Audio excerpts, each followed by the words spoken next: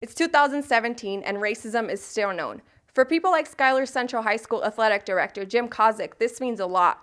Kasik recently wrote a column about what it is his students go through during athletic events and on a daily basis. I spoke to Kasik to really understand what it is to be a Schuyler Warrior. Sometimes these teams don't have the experience or the skills because they don't work on stuff in the off season due to the lack of resources. You saying this and the soccer team going to state, how big is it that the soccer team is breaking these barriers this year? Well, it's always great when any of our teams are successful. Our soccer team has had a lot of great tradition, as well as some of our other teams, and it's just kind of a credit to them working together and good leadership, and it's exciting for our community to see them down at state. You mentioned the situation, racism and stuff against your athletes and students has been growing. When did you notice it growing? Well, this is something that's gone on for many years, on a small level. I think this year, with the political scene the way it's been, in some cases, I think it's given people maybe a free pass to say some things that they wouldn't normally say. I'm from Arizona. I'm Hispanic myself. When I moved to Nebraska, I had no idea that I would be covering Spanish communities. I never imagined a lot of Spanish people in Nebraska. You mentioned you have 3 kids. What are some things that you teach your kids to knowing that they're going to grow up in a community with a lot of Spanish people?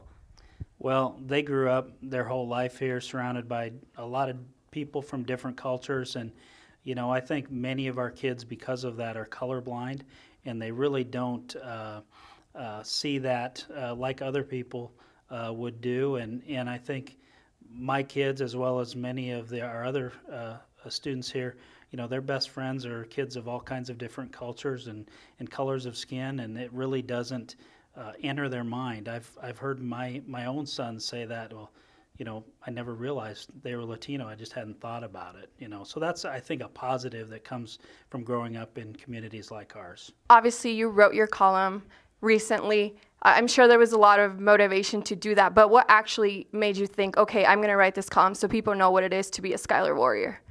Well, I think just over this year, saw maybe an increase of some things, and just wanted to maybe give a perspective for others to see of what our kids go through, and maybe not on every contest, but on a regular basis more than they should, and maybe shed some light on the situation, and hopefully because of that, people will think a little bit before they say or do things.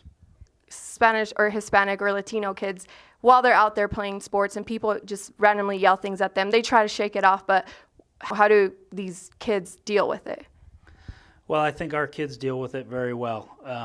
Unfortunately, they're used to it, and in some cases, I think maybe they expect it a little bit, but it does bother them. I've seen it bother our kids and our coaches to a point where they just don't understand it, and sometimes that there's tears because of that, and I think with that being said, that also brings our teams and our coaches closer together because we're all fighting that fight and trying to just do the best we can. You mentioned you're all fighting that fight. Do you think maybe in the future this will stop being an issue, or I guess we just have to wait and see? What are your thoughts on that?